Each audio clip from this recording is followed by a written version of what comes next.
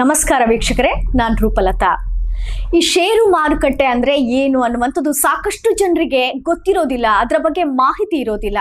ಅದೇ ರೀತಿಯಾಗಿ Empiria corporation ಅನ್ನುವಂಥ ಒಂದು ಸಂಸ್ಥೆಯ ಬಗ್ಗೆ ಸಂಪೂರ್ಣವಾದಂತಹ ಮಾಹಿತಿಯನ್ನ ನೀಡೋದಕ್ಕೋಸ್ಕರ ಇವತ್ತು ನಮ್ಮ ಜೊತೆ ಇದ್ದಾರೆ ಈ ಒಂದು ಎಂಪೀರಿಯಾ ಕಾರ್ಪೊರೇಷನ್ನ ಮುಖ್ಯಸ್ಥರಾಗಿರುವಂಥ ನಿಶಾನ್ ಕೃಷ್ಣ ಭಂಡಾರಿ ಅವರು. ಅವರನ್ನ ಇವತ್ತು ಕಾರ್ಯಕ್ರಮಕ್ಕೆ ಸ್ವಾಗತ ಮಾಡೋಣ.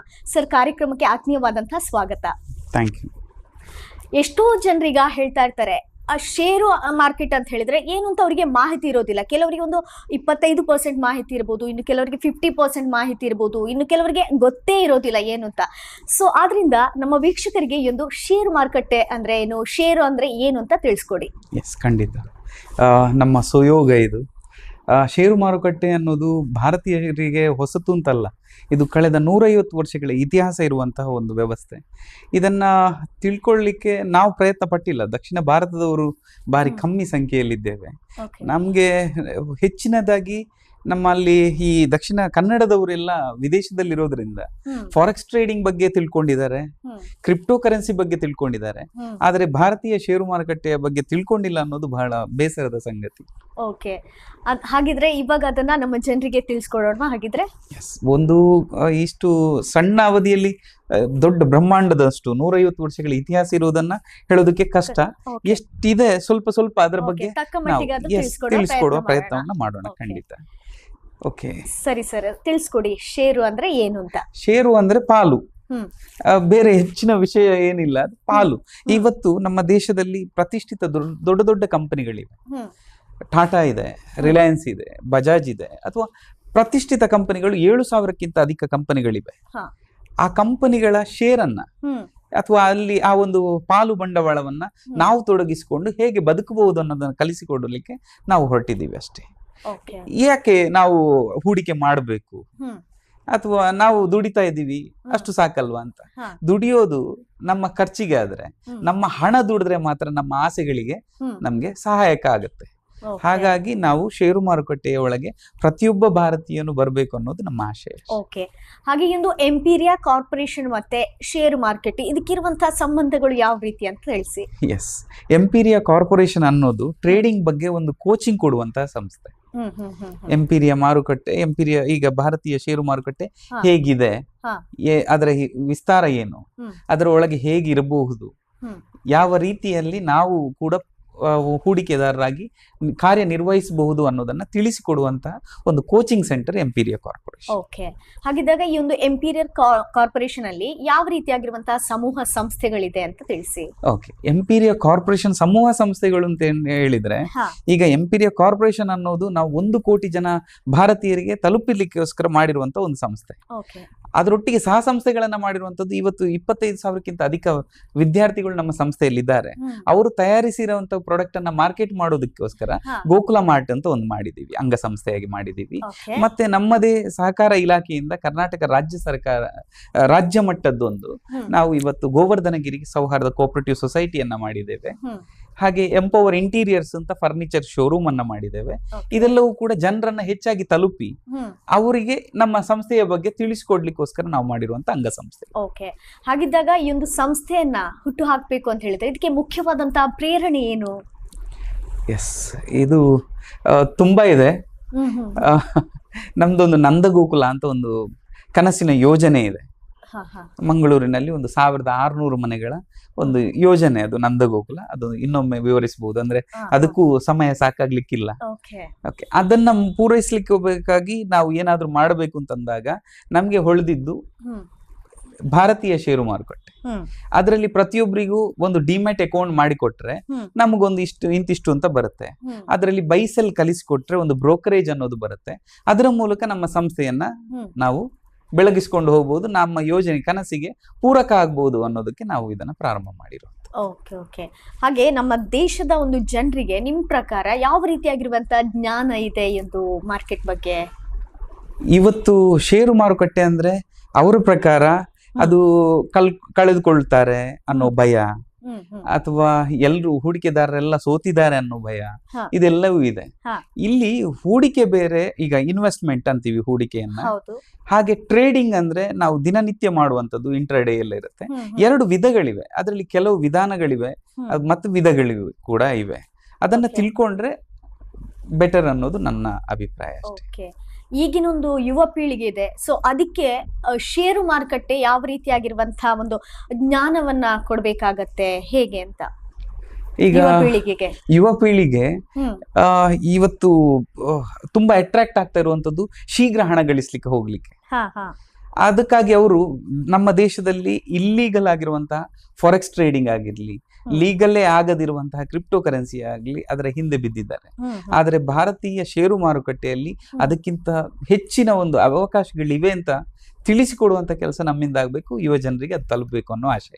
ಓಕೆ, ಹಾಗಿದ್ರೆ ನಮ್ಮ ಒಂದು ದೇಶಕ್ಕೆ ಯಾವ ರೀತಿಯಾಗಿ ಈ ಒಂದು ಹೂಡಿಕೆ ಎಫೆಕ್ಟಿವ್ ಆಗಿರುತ್ತೆ ಹಾಗಿದ್ರೆ? ಈಗ ನಮ್ಗೆ ಈಗ ಸ್ವಸಹಾಯ ಸಂಘಗಳು ಅಂತ ಹೇಳಿದ್ರೆ, ಎಲ್ರು ಒಂದು 10 ಜನ ಸೇರಿ ಒಂದು ಸಂಘ ಮಾಡಿಕೊಂಡು ಎಲ್ರು ಒಂದು ಉಳಿತಾಯ ಮಾಡಿಕೊಂಡು ಒಬ್ಬರಿಗೆ ಅವಶ್ಯಕತೆ ಇದ್ದವರಿಗೆ ಕೊಟ್ಟಾಗ ಅಲ್ಲಿ ಅವ್ರು ಏನಾದ್ರೂ ಒಂದು ಸಾಧಿಸ್ಲಿಕ್ಕೆ ಅವಕಾಶ ಸಿಗುತ್ತೆ. ಅದೇ ರೀತಿ ನಮ್ಮ ಭಾರತದಲ್ಲೂ ಹಾಗೆ.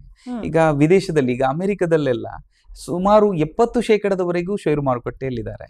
ಬೇರೆ ಬೇರೆ ನಮ್ಗೆ ಯಾವುದು ಅಭಿವೃದ್ಧಿ ಹೊಂದಿದ ದೇಶ ಅಂತ ಇದೆ, ಅವರೆಲ್ಲರೂ ಕೂಡ ಅವರದ್ದು ದೇಶ ಎಲ್ಲರೂ ಕೂಡ ಹೂಡಿಕೆಯಲ್ಲಿ ವಿನಿಯೋಗ ಮಾಡಿಕೊಂಡಿದ್ದಾರೆ. ನಮ್ಮ ದೇಶದಲ್ಲಿ 3% ಮಂದಿ ಮಾತ್ರ ಇವತ್ತು ಷೇರು ಮಾರುಕಟ್ಟೆಯಲ್ಲಿದ್ದಾರೆ.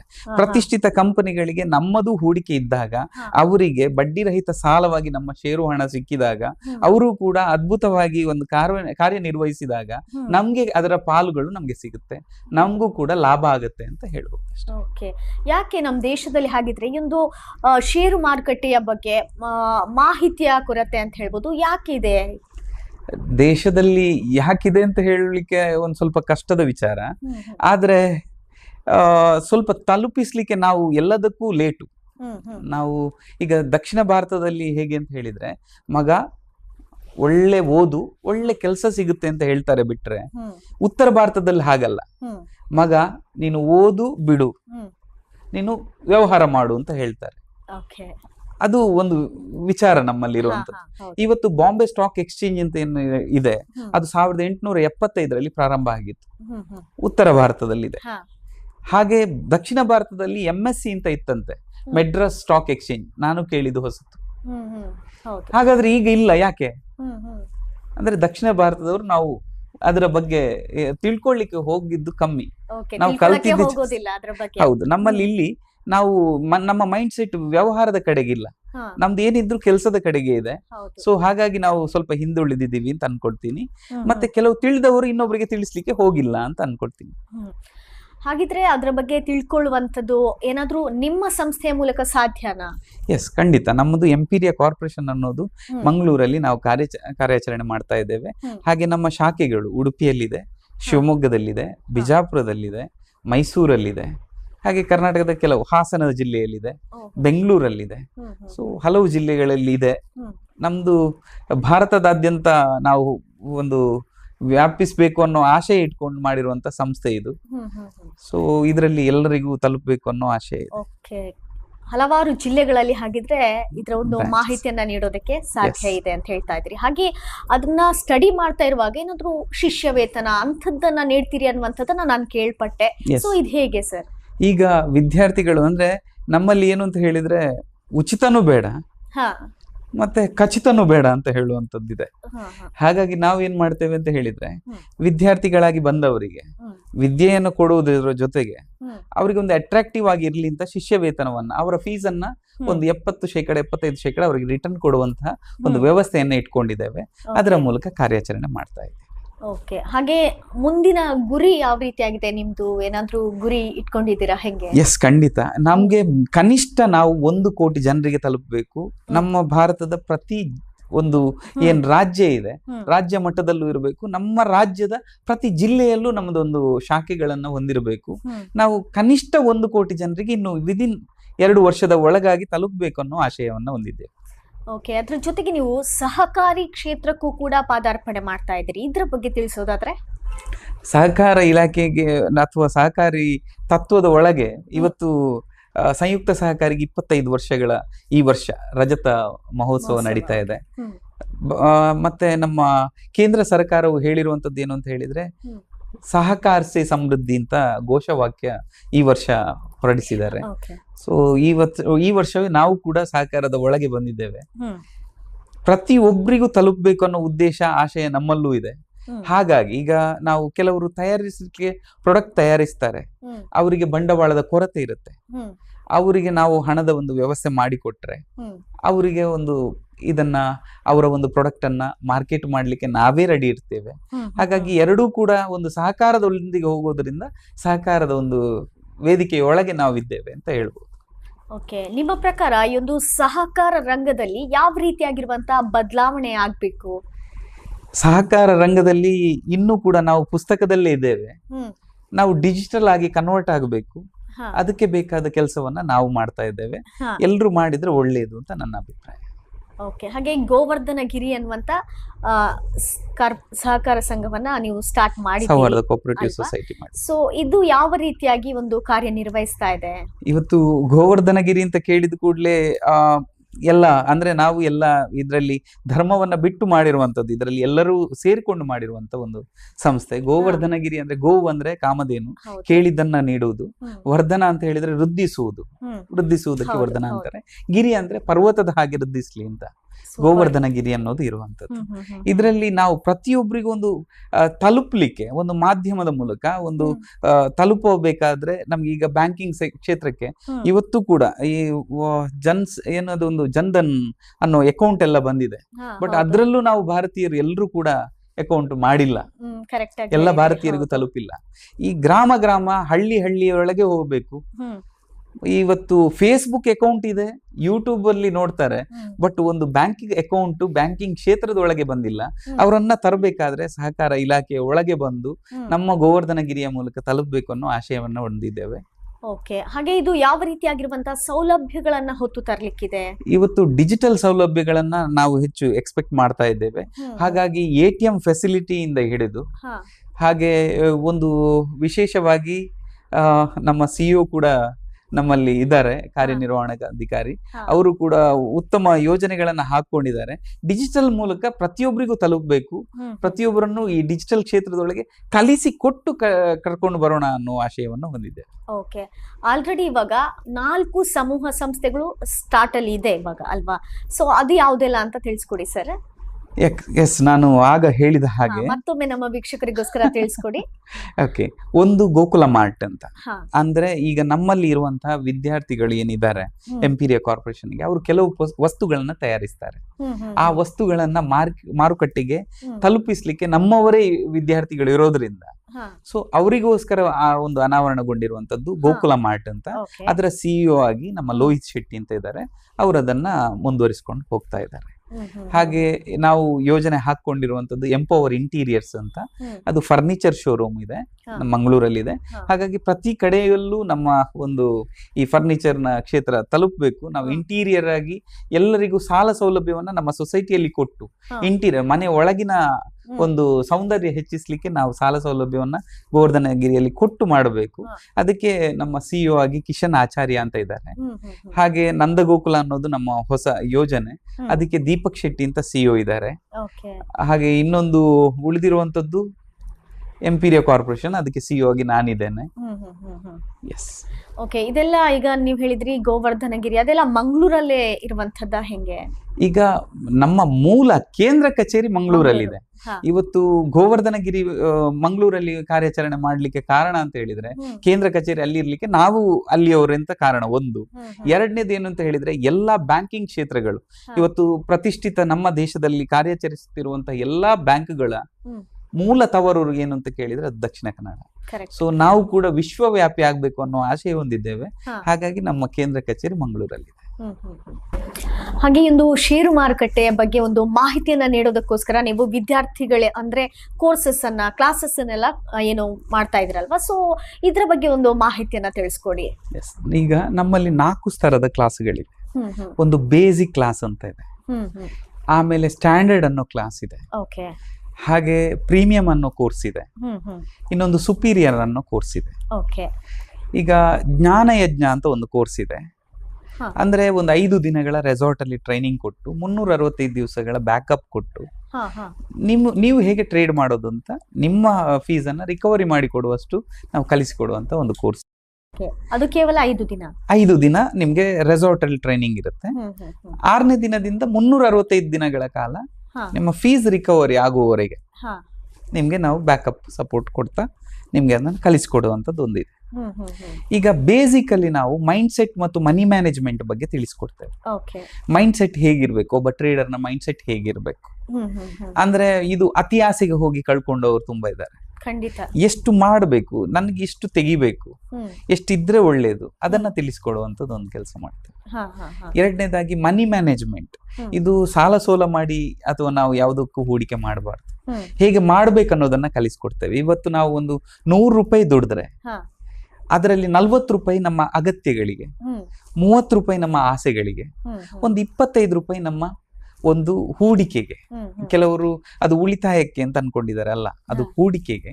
ಒಂದು 5 ರೂಪಾಯಿ ದಾನ ಧರ್ಮಾದಿ ಕಾರ್ಯಗಳಿಗೆ ಅಂತ ಮೀಸಲಿಡಬೇಕು ಅಂತ ನನ್ನ ಒಂದು ಮನಿ ಮ್ಯಾನೇಜ್ಮೆಂಟ್ ಕ್ಲಾಸ್ ಅಲ್ಲಿ ಅದನ್ನ ವಿಸ್ತಾರವಾಗಿ ಹೇಳ್ತೇವೆ. ಹ್ಮ್, ಹ್ಮ್. ಯಾಕೆಂತ ಹೇಳಿದ್ರೆ ಈಗ ಒಂದು 10,000 ದುಡಿಯುವಂತ ಹುಡುಗ ಹ್ಮ್. ಈ ತಿಂಗಳು 10,000 ಬಂದ ಕೂಡಲೇ ಬರೋ ತಿಂಗಳು ಅವನು 1 ಲಕ್ಷದ್ದು ಬೈಕ್ ತಗೊಳ್ಳಕ್ಕೆ ಹೋಗ್ತಾನೆ. ಖಂಡಿತ. ಹ್ಮ್. ಅದು ತಪ್ಪು ಅಂತ ಹೇಳುದಲ್ಲ, ಹ್ಮ್. ಆದ್ರೆ ಅದು ಹೇಗೆ ಯಾವ ರೀತಿ ಮಾಡಬೇಕು. ಈಗ ಒಂದು EMI ಅನ್ನ ಹೇಗೆ ಮಾಡಬಹುದು. ಹ್ಮ್. ಇವತ್ತು 100 ರೂಪಾಯಿಯಲ್ಲಿ ಈಗ 10,000ದಲ್ಲಿ 4,000 ಅವನ ಅಗತ್ಯಗಳಿಗೆ ಇಟ್ಟರೆ ಹಾ. 3,000 ಮಾತ್ರ ಆಸೆಗಳಿಗೆ ಇಡಬೇಕು. ಅದು ಬೈಕ್ ಅವನ ಆಸೆಯಲ್ಲಿ ಬರುತ್ತೆ. ಹಾ, ಹಾ. ಅದ್ರಲ್ಲಿ 3,000 ಕೂಡ ಬೈಕಿಗೆ ಇಟ್ರೆ ಇವನ್ ಮೊಬೈಲ್ ಬೇಕು ಅನಿಸುತ್ತೆ. ಹ್ಮ್. ಅದು ಕೂಡ ಹೆಚ್ಚಿನದ್ದು. ಈಗ ಹೌದು. ಅರ್ಧ ಕಚ್ಚಿದ ಆಪಲ್ ಕಡೆ ಹೋಗ್ತಾರೆ. ಹೌದೌದು. ಆಗ ಅದನ್ನ ಪೂರೈಸ್ಲಿಕ್ಕೆ ಮತ್ತೆ ಸಾಲ ಮಾಡುವುದಕ್ಕಿಂತ ಇದರಲ್ಲಿ ಹೇಗೆ ವಿನಿಯೋಗಿಸಬಹುದು ಮತ್ತೆ ಹೂಡಿಕೆ ಮಾಡಿದ ಲಾಭಾಂಶದಲ್ಲಿ ಹೇಗೆ ಬಳಸ್ಕೊಳ್ಬಹುದು ಅನ್ನೋದನ್ನ ನಾವು ಮನಿ ಮ್ಯಾನೇಜ್ಮೆಂಟ್ ಮತ್ತು ಮೈಂಡ್ ಸೆಟ್ ಕ್ಲಾಸ್ ಅಲ್ಲಿ ತಿಳಿಸ್ಕೊಡ್ತೇವೆ. ಹ್ಮ್, ಹ್ಮ್. ಇದು ಬೇಸಿಕ್ ಆಗಿ ಬರುತ್ತೆ. Okay. ಇನ್ನೊಂದು ಸ್ಟ್ಯಾಂಡರ್ಡ್ ಅನ್ನೋ ಕೋರ್ಸ್ ಇದೆ. ಹ್ಮ್. ಅದರಲ್ಲಿ ಕ್ಯಾಂಡಲ್ ಸ್ಟಿಕ್ಸ್ ಅಂದ್ರೆ ಏನು, ಈಗ ಟ್ರೇಡಿಂಗ್ ಅಲ್ಲಿ ಕ್ಯಾಂಡಲ್ ಸ್ಟಿಕ್ಸ್ ಅಂತ ಬರುತ್ತೆ. Okay. ಬೇರ್ ಮಾರ್ಕೆಟ್ ಅಂದ್ರೆ ನಮ್ಗೆ ಬೀಳ್ತಾ ಇರುವಂತ ಮಾರ್ಕೆಟ್, ಕರಡಿ ಜಿಗಿತ, ಹಾ, ಹಾ, ಹಾ. ಅಥವಾ ನಿಮ್ಗೆ ಬುಲ್ ಮಾರ್ಕೆಟ್ ಹ್ಮ್. ಅಂದ್ರೆ ಸೆನ್ಸೆಕ್ಸ್ ಜಿಗಿತ ಅಂತ ನೀವು ಕೇಳಿರ್ಬೋದು, ಹೌದೌದು. ಗೂಳಿ ನೆಗೆತ ಅಂತ ಕೇಳಿರ್ಬೋದು. ಹಾ. ಅದನ್ನ ತಿಳಿಸ್ಕೊಡುವಂತ ಕೆಲಸ ಮಾಡ್ತೇವೆ. ಹಾ. ಪ್ರೀಮಿಯಂ ಅನ್ನೋ ಕೋರ್ಸ್ ಅಲ್ಲಿ ಇಂಟ್ರಾಡೇ ಅಂದ್ರೆ ಏನು ಅಂತ ಕಲಿಸ್ಕೊಡ್ತೇವೆ. ಹಾ. ಹಾಗೆ ಸುಪೀರಿಯರ್ ಕೋರ್ಸ್ ಅಲ್ಲಿ ಒಂದು 15 ತಿಂಗಳಲ್ಲಿ ನಿಮ್ಮನ್ನ ಒಬ್ಬ ಇಂಡಿವಿಜುವಲ್, ಒಬ್ಬ ಪ್ರಾಫಿಟೇಬಲ್ ಟ್ರೇಡರ್ ಆಗಿ ಮಾಡುವಂತ ಕೆಲಸವನ್ನ ಮಾಡ್ತೇವೆ. ಹ್ಮ್, ಇದಕ್ಕೋಸ್ಕರ ಆನ್ಲೈನ್ ಕ್ಲಾಸ್ ಇದೆ, ಹ್ಮ್. ಆಫ್ಲೈನ್ ಕ್ಲಾಸು ಇದೆ. Okay. ಆನ್ಲೈನ್ ಕ್ಲಾಸಿಗೆ ಪ್ರತಿ ಶುಕ್ರವಾರ ಝೂಮ್ ಅಲ್ಲಿ ಕ್ಲಾಸ್ ಅನ್ನ ಕೊಡ್ತೇವೆ. ಹಾ. ಬೇರೆ ಬೇರೆ ದಿನಗಳಲ್ಲೂ ಕೂಡ ಕ್ಲಾಸ್ಗಳನ್ನ ಪ್ರೊವೈಡ್ ಮಾಡುವಂತಹ ಕೆಲಸ ಕಾರ್ಯ ನಡೀತಾ ಇದೆ. ಅಂದ್ರೆ ಬೇರೆ ಬೇರೆ ಕಡೆಗಳಲ್ಲಿ ಈ ಒಂದು ಕ್ಲಾಸಸ್ ಎಸ್, ಇರುತ್ತೆ, ಪ್ರತಿ ನಡೆಯುತ್ತೆ. ತಿಂಗಳು. ಹೌದು. ಕೆಲವರಿಗೆ ಕಷ್ಟ ಆಗತ್ತೆ ಆ ಕೋರ್ಸ್ಗೆ ಜಾಯ್ನ್ ಆಗುತ್ತೆ, ಹಂಗಿದ್ದವರು ಆನ್ಲೈನ್ ಮುಖಾಂತರ ಕೂಡ ಕೂಡ ಜಾಯ್ನ್ ಆಗ್ಬೋದು. ಎಸ್, ಖಂಡಿತ. ಓಕೆ. ಹಾಗೆ ಇದೆ, ಎಲ್ಲದಕ್ಕೂ ಕೂಡ ನುರಿತ ತಜ್ಞರು ನಿಮ್ಮಲ್ಲಿ ಇದ್ದಾರಾ? Yes, ಹೆಂಗೆ, ಖಂಡಿತ. ಎಷ್ಟು ಜನ ಇದ್ದಾರೆ? ಈಗ ನಮ್ಗೆ ಕೆಲವು, ಈಗ ನಮ್ಮಲ್ಲಿ ಸಂಸ್ಥೆಯ ಒಳಗಡೆ ಒಂದು 3 ರಿಂದ 5 ಜನ ಇದ್ರೆ ಹ್ಮ್. ನಾವು ಹೊರಗಡೆಯಿಂದ ಕೂಡ ಟ್ರೈನರ್ ಅನ್ನ ಕರೆದು ಹಾ. ಅವರವರ ಅನುಭವಗಳನ್ನ ನಾವು ಹೇಳಿಸ್ತೀವಿ, ಕಲಿಸಿಕೊಡ್ತೇವೆ. ಹಾ, ಹಾ, ಹಾ. ಓಕೆ. ಹಾಗೆ ನೆಕ್ಸ್ಟ್ ನೀವು ಹೇಳಿದ್ರಿ ಸುಪೀರಿಯರ್ ಅಂತ ಇದೆ, ಸೊ ಅದೇನು ಅಂತ ತಿಳಿಸ್ಕೊಡಿ. ಈಗ ಸುಪೀರಿಯರ್ ಅನ್ನೋದು ನಿಮ್ಮನ್ನ ಒಬ್ಬ ಇಂಡಿವಿಜುವಲ್ ಪ್ರಾಫಿಟೇಬಲ್ ಟ್ರೇಡರ್ ಆಗಿ ಮಾಡುವಂಥದ್ದು. ಹಾ. ಅದಕ್ಕಿಂತಲೂ ಜ್ಞಾನ ಯಜ್ಞ ಅನ್ನೋದು ನನ್ನ ಫೇವ್ರೇಟ್ ಕ್ಲಾಸ್.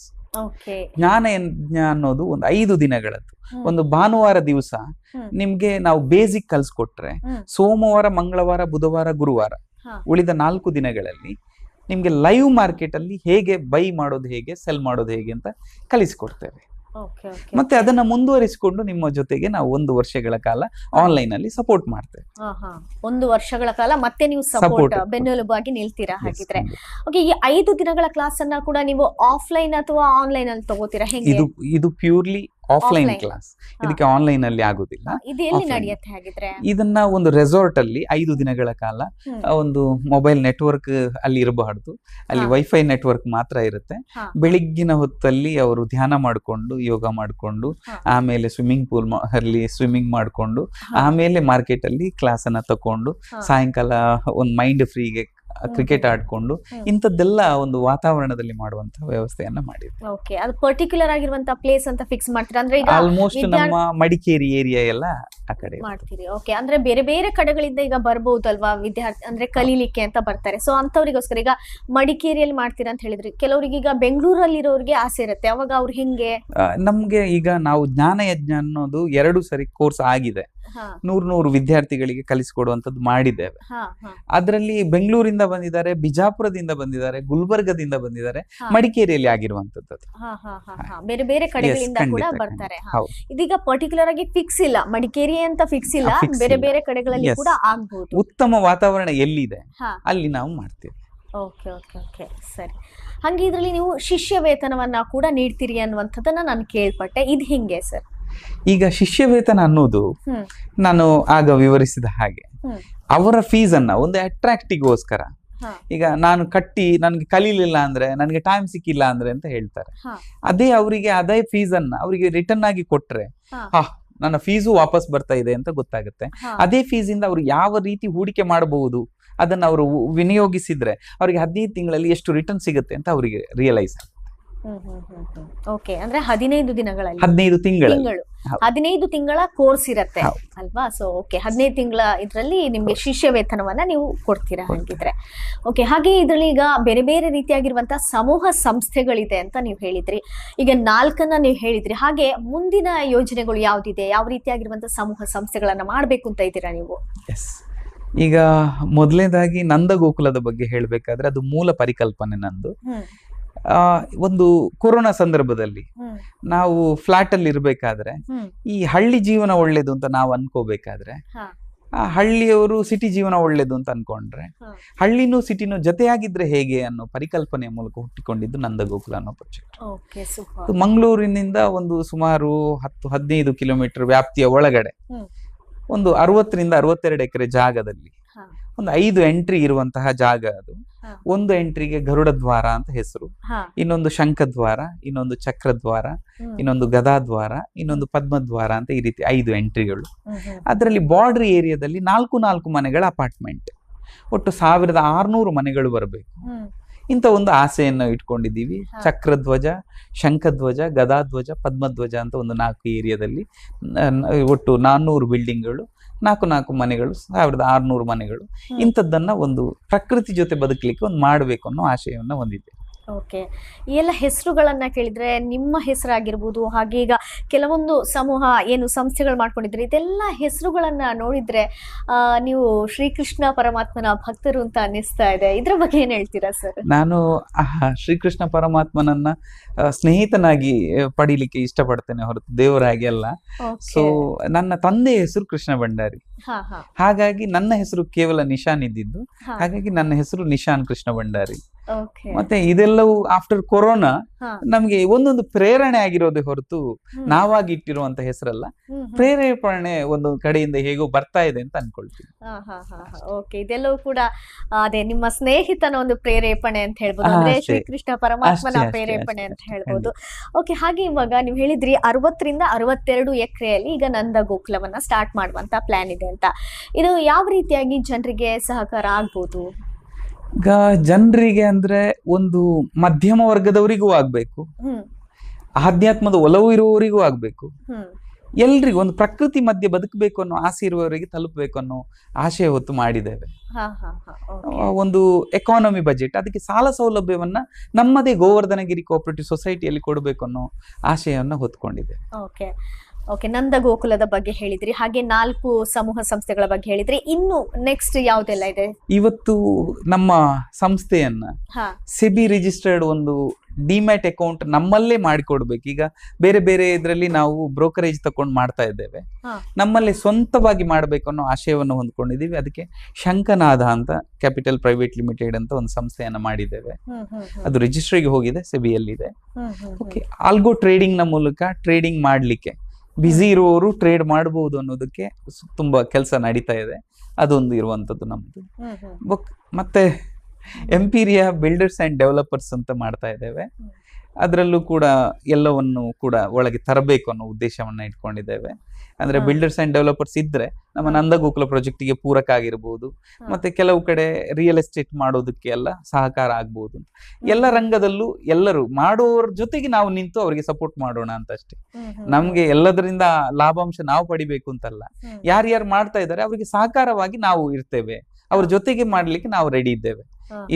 ಇಲ್ಲಿ ಒಬ್ಬನನ್ನೇ ಅಥವಾ ಒಬ್ಬ ಸಿಇಒ ಎಲ್ಲರೂ ಹಂಚಿಕೊಂಡು ತಿನ್ನೋದ್ರಿಂದ ಸೊ ಎಲ್ಲರನ್ನ ಒಂದೊಂದು ವಿಭಾಗಕ್ಕೆ ನಾವು ಏನು ಅವರನ್ನ ರಿಕ್ರೂಟ್ ಮಾಡ್ತಾ ಇರೋದ್ರಿಂದ ನಾನು ಹೇಳ್ತಾ ಇರೋದು, ಯಾರಾದ್ರೂ ಮಾಡ್ಲಿಕ್ಕೆ ನಾನು ರಿಯಲ್ ಎಸ್ಟೇಟ್ ಮಾಡ್ತೀನಿ ಅಥವಾ ನಾನು ಟೂರ್ಸ್ ಅಂಡ್ ಟ್ರಾವೆಲ್ಸ್ ಮಾಡ್ತೀನಿ ಅಂದ್ರೆ ಅವರಿಗೆ ನಾವು ಪೂರಕವಾಗಿ ಸಪೋರ್ಟ್ ಕೊಡ್ಲಿಕ್ಕೆ ಗೋವರ್ಧನಗಿರಿಯಿಂದ ಸಾಲ ಸೌಲಭ್ಯದ ಸಮೇತ ನಾವು ಸಪೋರ್ಟ್ ಮಾಡ್ಲಿಕ್ಕೆ ನಾವು ರೆಡಿ ಇದ್ದೇವೆ.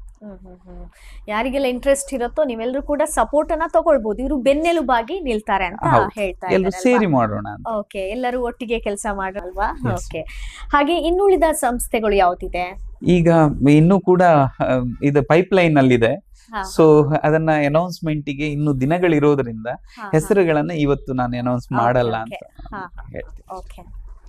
ಸರ್, ಹಾಗೆ ಎಂಪವರ್ ಇಂಟೀರಿಯರ್ಸ್ ಅನ್ನುವಂಥ ಒಂದು ಸಮೂಹ ಸಂಸ್ಥೆ ಕೂಡ ಇದೆ ಅಂತ ಹೇಳಿದ್ರಿ. ಇದು ಯಾವ ರೀತಿಯಾಗಿ ಕಾರ್ಯನಿರ್ವಹಿಸುತ್ತೆ? ಎಂಪವರ್ ಇಂಟೀರಿಯರ್ಸ್ ಅನ್ನೋದು ನಮ್ಮ ಇವತ್ತು ಅದರ ಕಾರ್ಯನಿರ್ವಹಣಾಧಿಕಾರಿ ಕಿಶನ್ ಆಚಾರ್ಯ ಆಗಿರ್ತಾರೆ. ಎಂಪವರ್ ಇಂಟೀರಿಯರ್ಸ್ ಅನ್ನ ಮಾಡುವಂತ ಉದ್ದೇಶ ಏನಿತ್ತು ಅಂತ ಹೇಳಿದ್ರೆ, ಈಗ ಮನೆ ನಿರ್ಮಾಣಕ್ಕೆ ಬ್ಯಾಂಕ್ಗಳು ಸಾಲ ಕೊಡುತ್ತೆ. ಮನೆ ಒಳಗೆ ಈಗ ಇಂಟೀರಿಯರ್ ಮಾಡ್ಬೇಕಾದ್ರೆ ಅವ್ರದ್ದು ಬಜೆಟ್ ಮುಗ್ದಿರುತ್ತೆ, ಮನೆ ಒಕ್ಕಲು ಮಾಡಿದ್ಮೇಲೆ ಮಾಡೋಣ ಅಂತ ಇರ್ತಾರೆ. ಅವರಿಗೆ ಸಾಲ ಕೊಡುವಂತ ವ್ಯವಸ್ಥೆಯನ್ನ ಗೋವರ್ಧನಗಿರಿ ಮೂಲಕ ಮಾಡಬೇಕು. ಅದಕ್ಕೋಸ್ಕರ ಎಂಪವರ್ ಇಂಟೀರಿಯರ್ಸ್ ರೆಡಿ ಆಯ್ತು. ಇವತ್ತು ಎಂಪವರ್ ಇಂಟೀರಿಯರ್ಸ್ ಅಲ್ಲಿ EMI ಫೆಸಿಲಿಟಿ ಇದೆ. ನಮ್ಮ ಪ್ರಕಾರ EMI ಅಂದ್ರೆ ಎವ್ರಿ ಮಂತ್ ಇನ್ಸ್ಟಾಲ್ಮೆಂಟ್ ಅಂತ EMI ಎಲ್ಲರ ಮನಸ್ಸಲ್ಲಿ ಅದೇ ಬರುದು. ಬಟ್ ನಮ್ಮಲ್ಲಿ ಹಾಗಲ್ಲ. ಎಂಪವರ್ ಮಂತ್ಲಿ ಇಂಟೀರಿಯರ್ಸ್, EMI ಅಂದ್ರೆ ಎಂಪವರ್ ಮಂತ್ಲಿ ಇಂಟೀರಿಯರ್ಸ್. ಸೊ 1,000 ರೂಪಾಯಿ ತರ ತಿಂಗಳಿಗೆ ಕಟ್ತೀರಾ ನೀವು, 12,000 ಐಟಮ್ ಈಗ್ಲೇ ಕೊಂಡೋಗಿ ನಿಮ್ಗೆ ಸಾಲ ಸೌಲಭ್ಯವನ್ನ ಕೊಡ್ತೇವೆ, ಗೋವರ್ಧನಗಿರಿಯಲ್ಲಿ ಕೊಡ್ತೇವೆ. ನೀವು ಕಂತು ಕಟ್ಕೊಂಡು ಹೋದ್ರೂ ಆಗುತ್ತೆ.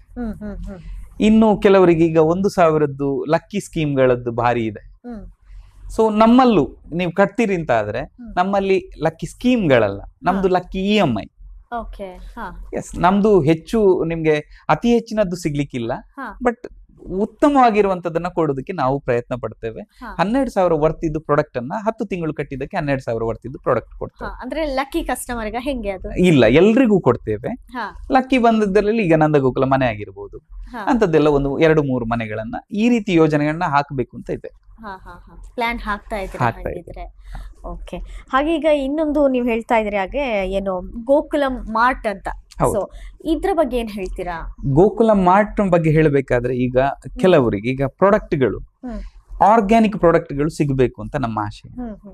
ಇವತ್ತು ಕರಿಬೇವು ಅಂತ ಕೇಳಿದಿರಿ ನಾವು, ಒಗ್ಗರಣೆ ಸೊಪ್ಪು, ಅದರಲ್ಲಿ ಮತ್ತು ಗಂಧದೆಣ್ಣೆ ಮಿಕ್ಸ್ ಮಾಡಿರುವಂತ ಸೋಪ್ ಅನ್ನ ಅದನ್ನ ನಮ್ಮ ಒಬ್ಬ ವಿದ್ಯಾರ್ಥಿ ಗಣೇಶ್ ಅಂತ ಹೇಳೋರು ತಯಾರಿಸ್ತಾ ಇದ್ದಾರೆ. ಅದನ್ನ ನಾವು ಮಾರ್ಕೆಟ್ ಮಾಡಿ ಕೊಡ್ತಾ ಇದ್ದೇವೆ. ಹೊಸಪೇಟೆ ಬಳ್ಳಾರಿಯಲ್ಲಿ ಒಬ್ರು ಸ್ವರ್ಣಕಾಂತಿ ಅಂತ ಒಂದು ಪ್ರಾಡಕ್ಟ್, ಪುಂಗನೂರು ಹಸುವಿನ ಬೆಣ್ಣೆ ಮತ್ತು ಸ್ವರ್ಣ ಭಸ್ಮವನ್ನ ಹಾಕಿರುವಂತ ಪ್ರಾಡಕ್ಟ್ ಅನ್ನ ಮಾಡ್ತಾ ಇದ್ದಾರೆ. ಅದನ್ನ ಸ್ವರ್ಣಕಾಂತಿ ಅಂತ ಒಂದು ಪ್ರಾಡಕ್ಟ್ ಅನ್ನ ಮಾರ್ಕೆಟ್ ಮಾಡ್ತಾ ಇದ್ದೇವೆ. ಒಂದು 21 ದಿವಸದಲ್ಲಿ ನಮ್ಮ ಮುಖದಲ್ಲಿರುವಂತಹ ಅಥವಾ ಕಣ್ಣಿನ ಬದಿಯಲ್ಲಿರುವಂತಹ ಕಪ್ಪು ಕಲೆ ಆಗ್ಲಿ ಅಥವಾ ಕರ್ವಾಂಗ ಅಂತ ಏನೋ ಕರಂಗ ಅಂತ ಹೇಳ್ತಾರೆ, ಅದನ್ನೆಲ್ಲವನ್ನ 21 ದಿವಸದಲ್ಲಿ ತಿರುಗಿಸಿಕೊಡುವಂತ ಕೆಲಸ ಆಗ್ತಾ ಇದೆ. ಇವತ್ತು ನಾವು ಡಾರ್ಕ್ ಕಲರ್ ಡ್ರೆಸ್ ಹಾಕ್ತಾ ಇರ್ಲಿಲ್ಲ, ಡ್ಯಾಂಡ್ರಫ್ ತುಂಬಾ ಉಪದ್ರ ಕೊಡ್ತಾ ಇತ್ತು. ಇವತ್ತು ಶೌರ್ಯ ಅನ್ನೋ ಎಣ್ಣೆ, ಹಾಗೆ ಒಂದು ನಮ್ಮ ಈ ಒಂದು ಪ್ರಾಡಕ್ಟ್ ಇದು ಕರಿಬೇವಿನ ಸೋಪ್, ಇದನ್ನ ಯೂಸ್ ಮಾಡಿಕೊಂಡು 5 ದಿನದಲ್ಲಿ ನನಗೆ ರಿಸಲ್ಟ್ ಬಂದಿದೆ. ಸೊ ನಮ್ಮಲ್ಲೇ ಇದೆ, 100 ಪ್ರಾಡಕ್ಟ್ಸ್ ಗಳಿವೆ. ಅದನ್ನ ಎಕ್ಸ್ಪ್ಲೇನ್ ಮಾಡಬೇಕಾದ್ರೆ ಒಂದೊಂದು ಪ್ರಾಡಕ್ಟ್ ಬಗ್ಗೆ ಹೇಳಬೇಕಾದ್ರೆ ಒಂದು 10 ನಿಮಿಷ ಬೇಕಾಗಬಹುದು. ಅಷ್ಟು ಅದ್ಭುತ ಪ್ರಾಡಕ್ಟ್ ಗಳನ್ನ ಮುಂದಿನ ದಿನಗಳಲ್ಲಿ ನಾವು ಚರ್ಚಿಸೋಣ. ಹಾಗೆ ಇವಾಗ ಹೇಳಿದ್ರಿ, ಈಗ ಅದನ್ನ ಕಾರ್ಯನಿರ್ವಹಣಾಧಿಕಾರಿ ಅದರದ್ದು CEO ಆಗಿ ಲೋಹಿತ್ ಶೆಟ್ಟಿ ಅಂತ ಇದ್ದಾರೆ, ಅವರು ಕೂಡ ಅದರ ಬಗ್ಗೆ ಅದ್ಭುತವಾಗಿ ಮಾತಾಡಬಲ್ಲರು. ಇತ್ತೀಚಿನ ದಿನಗಳಲ್ಲಿ ಎಲ್ಲಾ ವಸ್ತುಗಳು ಕೂಡ ಕೆಮಿಕಲ್ ಯುಕ್ತವಾಗಿರುತ್ತೆ, ರಾಸಾಯನಿಕಗಳಂತೂ ಜಾಸ್ತಿ ಇರುತ್ತೆ. ಅಂಥದ್ರಲ್ಲಿ ಈಗ ಆರ್ಗ್ಯಾನಿಕ್ ಆಗಿರುವಂತದ್ದನ್ನೇ ತರಬೇಕು ಅನ್ನುವಂಥದ್ದು ನಿಮ್ಮ ಮೈಂಡ್ ಅಲ್ಲಿ ಹೇಗ್ ಬಂತು ಸರ್? ನಾವು ಉಪಯೋಗಿಸಿರೋದು, ನಾವು ವಿಷವನ್ನ ಕೊಡ್ತಾ ಇದ್ದೀವಿ ಅನ್ನೋದು ರಿಯಲೈಸ್ ಆಗ್ತಾ ಬಂತು ನಮಗೂ. ಹಾಗಾಗಿ ಮತ್ತೆ ನಮ್ಮವರೇ ತಯಾರಿಸಿರುವಂತ ಪ್ರಾಡಕ್ಟ್ ಅಂತ ಹೇಳಿದ್ರೆ, ಈಗ ನಾವು ಈಗ ಮಂಗಳೂರಲ್ಲಿ ತುಂಬಾ ಪ್ರತಿಷ್ಠಿತ ಹೋಟೆಲ್ಗಳಲ್ಲಿ ಊಟ ಮಾಡಿದ್ದೇವೆ. ಬಟ್ ಒಂದು ಕಡೆ ಒಂದು ಅದು ಎಲ್ಲಿಂತ ಹೆಸರು ಎಲ್ಲ ಬೇಡ, ಅಲ್ಲಿ ಹೋದಾಗ ಅಲ್ಲಿ ಅವರು ಪ್ರೀತಿಯಿಂದ ಮಗ ಉಣ್ಲಿ ಮಗ ಅಂತ ಹೇಳುವಂತದ್ದು. ಆ ಹೋಟ್ಲಲ್ಲಿ ಆ ಒಂದು ವಯಸ್ಸಾದವರು ಇಬ್ರು ಗಂಡ ಹೆಂಡತಿ ಮಗ ಉಣ್ಲಿ ಅಂತ ಹೇಳುವಂತ ಆ ಪ್ರೀತಿ ನಮ್ಗೆ ಹೆಚ್ಚಿನದ್ದು ಒಂದು ಹಸಿವನ್ನ ನೀಗಿಸಿ ಬಿಡುತ್ತೆ, ಅದು ರುಚಿ ಜಾಸ್ತಿ ಆಗುತ್ತೆ.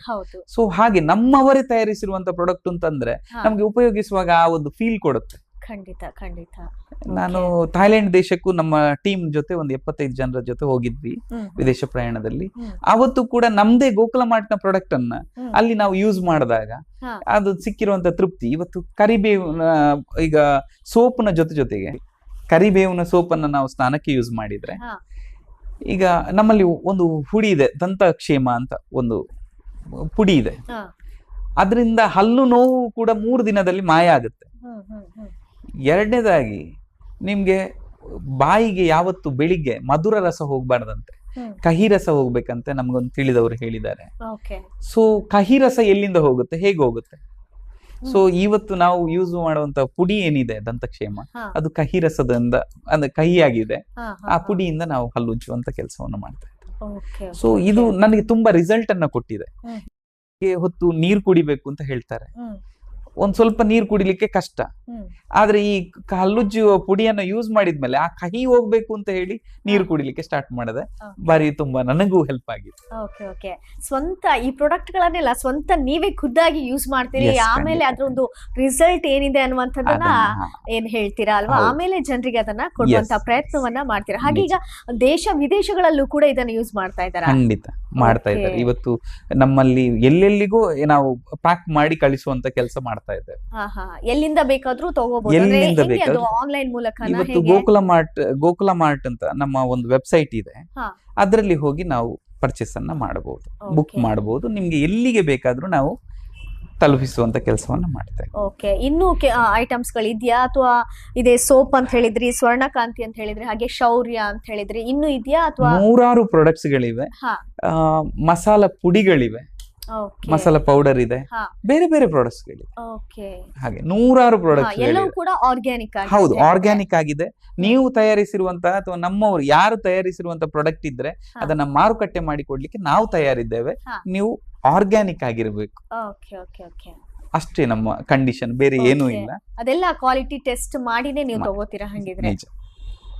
ಓಕೆ, ನೋಡಿದ್ರಲ್ಲ ವೀಕ್ಷಕರೇ, ನೀವು ಕೂಡ ಏನಾದ್ರೂ ಈಗ ಪ್ರಿಪೇರ್ ಮಾಡಿದ್ರೆ ಅದೆಲ್ಲ ವಸ್ತುಗಳು ಏನಾಗಿರ್ಬೇಕು ಅಂತ ಹೇಳಿದ್ರೆ ಆರ್ಗ್ಯಾನಿಕ್ ಐಟಮ್ಗಳಾಗಿರ್ಬೇಕು. ಹಾಗಿದ್ದಾಗ ಅದನ್ನ ಮಾರುಕಟ್ಟೆಗೆ ತರುವಂತಹ ಕೆಲಸವನ್ನ ಇವ್ರು ಮಾಡ್ತಾರೆ. ಓಕೆ, ಗೋಕುಲ ಮಾರ್ಟ್ ಮಾಡತ್ತೆ ಅಂತ ಹೇಳಕ್ ಇಷ್ಟಪಡ್ತೀನಿ.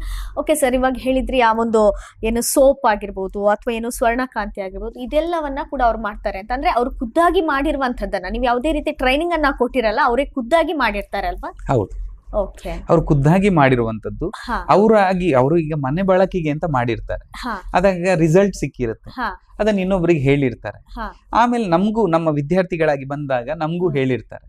ಸೊ ಅದನ್ನ ನಾವು ತಕೊಂಡು ನಾವು ಅದನ್ನ ಅಳವಡಿಸಿಕೊಂಡು ನಾವು ಬಳಸ್ಕೊಂಡು ನಮ್ಗೂ ರಿಸಲ್ಟ್ ಬಂದ ಮೇಲೆ ನಾವು ಅದನ್ನ ಇನ್ನೊಬ್ರಿಗೆ ಹೇಳುವಂತ ಕೆಲಸ ಮಾಡ್ತಾ ಇದ್ದೀವಿ. ಓಕೆ, ವೆಬ್ಸೈಟ್ ಥ್ರೂ ಇದನ್ನ ನೀವು ಏನೋ ಮಾಡುವಂತದ್ದು. ಹಾಗೆ ಏನಾದ್ರು ಈಗ ಮಾರ್ಟ್ ಏನಾದ್ರು ಮಾಡುವಂತ ಔಟ್ಲೆಟ್ ಏನಾದ್ರು ಮಾಡುವಂತ ಪ್ಲಾನ್ ಇದೆಯಾ, ಹೇಗೆ? ಈಗ ಆಲ್ರೆಡಿ ಮಂಗಳೂರಲ್ಲಿ ಗೋಕುಲ ಮಾರ್ಟ್ ನಮ್ಮ ಕಚೇರಿ ಇದೆ. ಎಸ್, ಗೋಕುಲ ಮಾರ್ಟ್ ಅಂತ ಮಾಡಿದ್ದೇವೆ, ಶೋರೂಮ್ ಮಾಡಿದ್ದೇವೆ. ಹಾಗೆ ಉಡುಪಿಯಲ್ಲಿದೆ, ಹಾಸನದಲ್ಲಿದೆ.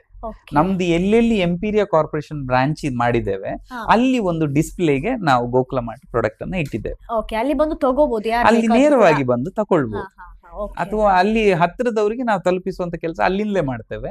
ಎಲ್ಲಿಂದ ಕೂಡ ನಾವು ತಲುಪಿಸಬೇಕು, ಆ ಭಾರತದಾದ್ಯಂತ ಮಾತ್ರ ಅಲ್ಲ, ವಿಶ್ವದಾದ್ಯಂತ ನಮ್ಮ ಪ್ರಾಡಕ್ಟ್ ನ ತಲುಪಿಸಬೇಕು, ನಮ್ಮವರ ಪ್ರಾಡಕ್ಟ್ ಅನ್ನ ತಲುಪಿಸಬೇಕು ಅನ್ನೋ ಉದ್ದೇಶವನ್ನ ಹೊಂದಿದೆ. ಎಷ್ಟೋ ಜನ ಅದೇ ಆರ್ಗ್ಯಾನಿಕ್ ಎಲ್ಲಿ ಸಿಗತ್ತೆ ಅಂತ ಹುಡುಕ್ತಾ ಇರ್ತಾರೆ, ಅಂಥವ್ರಿಗೆ ಇದೊಂದು ಒಳ್ಳೆಯ ಒಂದು ಏನೋ ಅಪಾರ್ಚುನಿಟಿ ಅಂತಾನೆ ಹೇಳ್ಬೋದು, ಅದನ್ನ ಯುಟಿಲೈಸ್ ಕೂಡ ಮಾಡ್ಕೋಬಹುದು ಅಂತ ಹೇಳ್ತೀರಾ ಸರ್? ನೀವು ಇಷ್ಟೊತ್ತು ಹೇಳಿದ್ರಿ ಈಗ ಎಂಪೀರಿಯಲ್ ಕಾರ್ಪೊರೇಷನ್ ನ ಬಗ್ಗೆ, ಅದು ಯಾವ ರೀತಿ ಆಗಿದೆ, ಹಾಗೆ ಅದರ ಒಂದು ಸಮೂಹ ಸಂಸ್ಥೆಗಳ ಬಗ್ಗೆ ಆಗಿರ್ಬೋದು, ಸಾಕಷ್ಟು ಮಾಹಿತಿಗಳನ್ನ ನೀವು ತಿಳಿಸ್ಕೊಟ್ರಿ.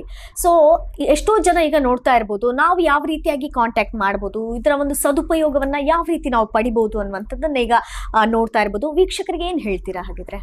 ಈಗ ನಮ್ಮ ಇಲ್ಲಿಯ ಹತ್ತಿರದವರು, ಆಸುಪಾಸಿನವರು ಅಂತ ಆದ್ರೆ ನಮ್ಮ ಅಲ್ಲಲ್ಲಿ ಬ್ರಾಂಚ್ಗಳಿವೆ, ಅಲ್ಲಿಗೆ ವಿಸಿಟ್ ಮಾಡಬಹುದು.